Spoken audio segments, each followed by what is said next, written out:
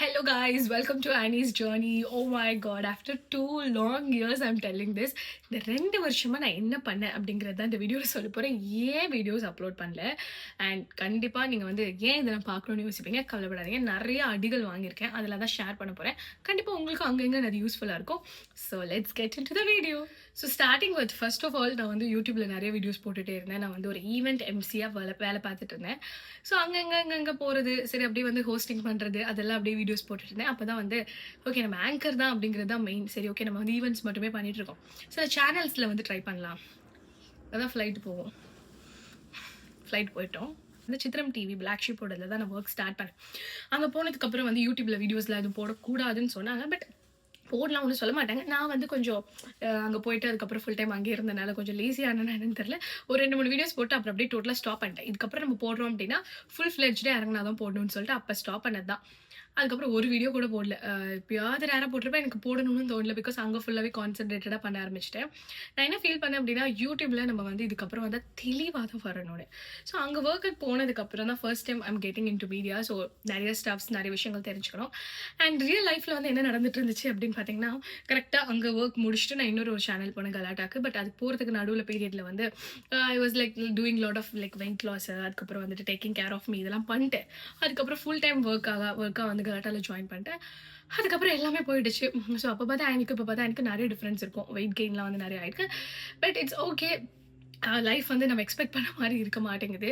And அதே மாதிரி வந்து நான் வந்து என்ன நினச்சேன் அப்படின்னா, என்னோட மைண்ட் செட் எப்படி இருந்துச்சு அப்படின்னா வந்து லைக் அபவுட் லைக் லைஃப் அப்படின்னா, ஓகே நம்ம ஹார்ட் ஒர்க் போட போகிறோம், நம்மளோட எஃபர்ட்ஸை நம்ம போடுறோம், அவ்வளோதான் மேக்ஸிமம்.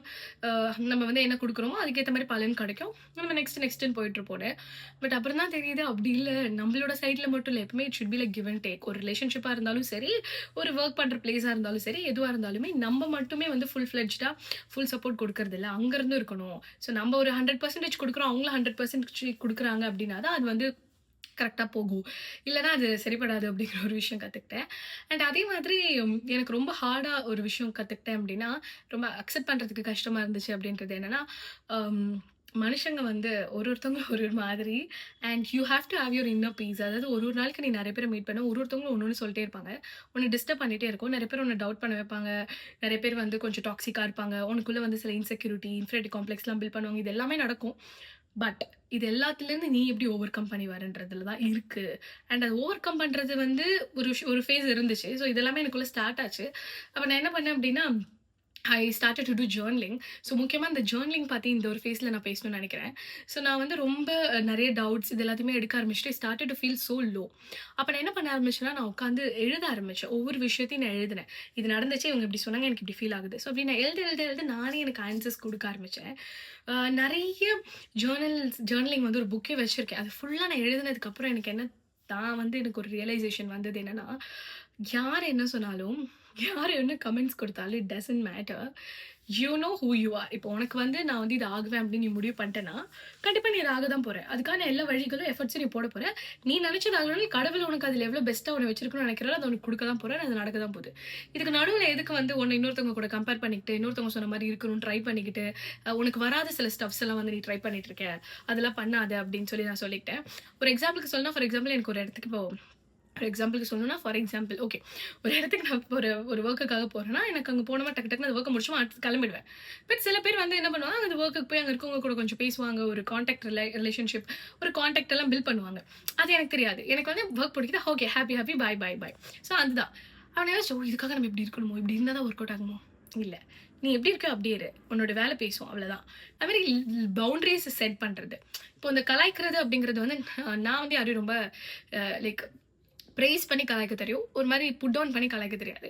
பட் உனக்கு பிடிக்காத மாதிரி ஒருத்தவங்க பேசுகிறாங்க, அது உனக்கு அஃபெக்ட் ஆகுது அப்படின்னா, ப்ளீஸ் என்கிட்ட இப்படி பேசாதீங்க, நெவர் எவர் அப்படின்னு சொல்லி ஸ்ட்ராங்காக ஒரு பவுண்டரி செட் பண்ணணுன்றது தெரிஞ்சுக்கிட்டேன். இட் டசன்ட் மேட்டர் லைக் நாளைக்கு பார்த்தா என்கிட்ட பேச மாட்டாங்களோ, எனக்கு இவங்க இது பண்ணிவிடுவாங்களோ அது பண்ணிவிடுவாங்களோ. இந்த பீப்பிள் ப்ளீஸர்ன்ற ஒரு பெரிய தவறான கேரக்டர் என்கிட்ட இருந்துச்சு. அதை டோட்டலி டிங்னு டிக் பண்ணி புதைச்சிட்டேன். அது இல்லவே இல்லை இப்போது. ஸோ ஸ்ட்ராங்கான பவுண்டரிஸ் செட் பண்ண ஆரம்பித்தேன். லைக் இங்க பாருங்க என்கிட்ட இதெல்லாம் பேசாதீங்க. எனக்கு பிடிக்கல அப்படின்னு சொல்லி. பட் அதுக்கப்புறமும் நானும் அவங்களும் நெறைய ஃப்ரெண்ட்ஸா இருந்திருக்கோம். அதுதான் நான் வந்து செட் பண்ணேன். ஸோ நான் ஒரு செம பிரேக் எடுத்தேன். ஓகே நான் இதுக்கப்புறம் வந்து ரெடி ஆயிட்டு மென்டலி நல்லா ப்ரிப்பேர் ஆயிட்டு தான் இன்னொரு இடத்துக்கு வேலைக்கு போவேன். ஏன்னா இதுக்கப்புறம் எங்க போனாலும் வந்து யார் கூடயாவது கம்பேர் பண்ணிக்கிட்டு, லைக் நானே வந்து ரொம்ப லோவா ஃபீல் பண்ணிக்கிட்டு, என்ன யார் என்ன சொன்னாலும் நான் அதுக்கு எடுத்துக்க கூடாது. I should be very strong. என்ன ஸ்ட்ரென்தன் பண்ணிட்டு தான் எனக்கு வந்து நான் ஒரு வேலைக்கு போவேன். அதுக்கு முன்னாடி எந்த ஆப்பர்ச்சுனிட்டி வந்தாலும் நான் எடுக்க மாட்டேன். நான் ஒன்ஸ் ரெடினா தான் போவேன். எனக்குன்னு இருக்க ஆப்பர்ச்சுனிட்டி கரெக்ட்டா எனக்கு ஏத்த டைம்ல தான் வரும்.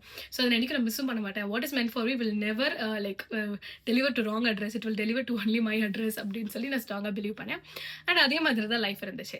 அதுக்கப்புறம் அந்த மாதிரியான விஷயங்கள் நான் பண்ணல. பட் இன்னொரு விதத்துல வந்து நல்ல ஒரு அடி கிடைச்சது. அது என்ன அப்படின்னா, நம்ம வந்து நிறைய நேரத்துல வந்து சில பேர் யோசிப்போம், ஓ மை காட் இவங்க எவ்வளோ நல்ல பர்சன், எவ்வளோ சூப்பரா இருக்காங்க, வா like I think he or she is like very nice அப்படின்ட்டு. பட் ஒன்லி அவுட்டர் அப்பியரன்ஸை வச்சும் அவங்க வந்து ஒரு ஃப்ரேம் பண்றாங்க தெரியுமா, அதை வச்சு மட்டும் அவங்க நல்லவங்க நம்ப முடியாது. நிறைய பேர் கெட்டவங்கன்னு சொல்ற சில பேர் கூட நல்லவங்களா இருக்காங்க. அதே மாதிரி நிறைய பேர் நல்லவங்கன்னு சொல்றவங்க நல்லவங்களாவும் இருக்காங்க, கெட்டவங்களாவும் இருக்காங்க. ஸோ எப்பயுமே ஒரு கிளாரிட்டியோட எந்த ஒரு ரிலேஷன்ஷிப்லயும் இருக்கணும் அப்படிங்கிறது எனக்குள்ள இருந்திருக்குன்றதே எனக்கு அப்பதான் தெரிய வந்துச்சு. I think I can speak about this மோர் கிளியரா கூட என்னால வந்து இதை பேச முடியும். என்ன அப்படின்னா, இப்போ ஒரு ரிலேஷன்ஷிப் நீங்க எடுத்துக்கிறீங்கன்னா, கிளாரிட்டின்றது எந்த ஒரு ரிலேஷன்ஷிப்லயும் இம்பார்ட்டன்ட். நான் ஒரு ஃப்ரெண்ட்ஷிப்ல இருக்கேன். எனக்கு அந்த ஃப்ரெண்டை வந்து எனக்கு ரொம்ப பிடிக்கும். ஆனா அவளுக்கு என்ன பிடிக்குமா பிடிக்கலையான்னு எனக்கு தெரியல அப்படின்னு சொல்லிட்டு நீங்க ட்ராவல் பண்ணீங்கன்னா அந்த ஃப்ரெண்ட்ஷிப்லாம் இருக்காது. அதே மாதிரி ஒரு ரிலேஷன்ஷிப்லயுமே அவங்க நல்லா பேசுறாங்க, லைக் அந்த சிக்னல்ஸ் எல்லாம் கொடுக்குறாங்க, எனக்கு பிடிச்சிருக்கு. பட் அவங்களுக்கு பிடிச்சிருக்கா இல்லையா, இது தேவையில்லாத ஒரு unwanted shit. You have to be very clear that okay I like him, you like me, yes will travel in this or else no bye bro thank you அப்படின்னு சொல்லிடணும்.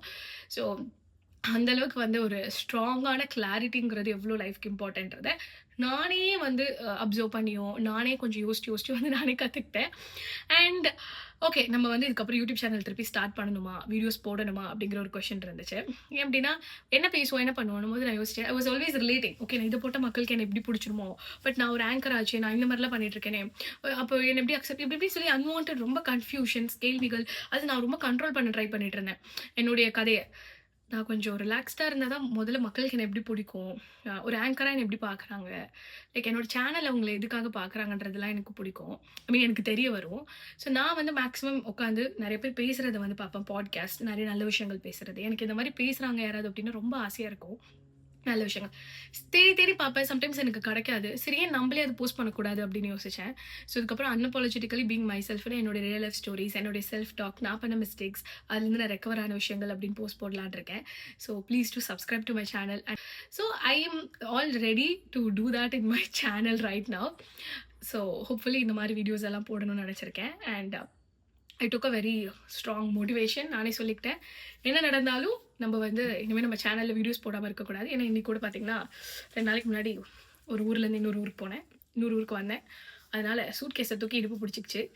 அந்த வழியோட தான் உங்கள்கிட்ட பேசிகிட்டு இருக்கேன்.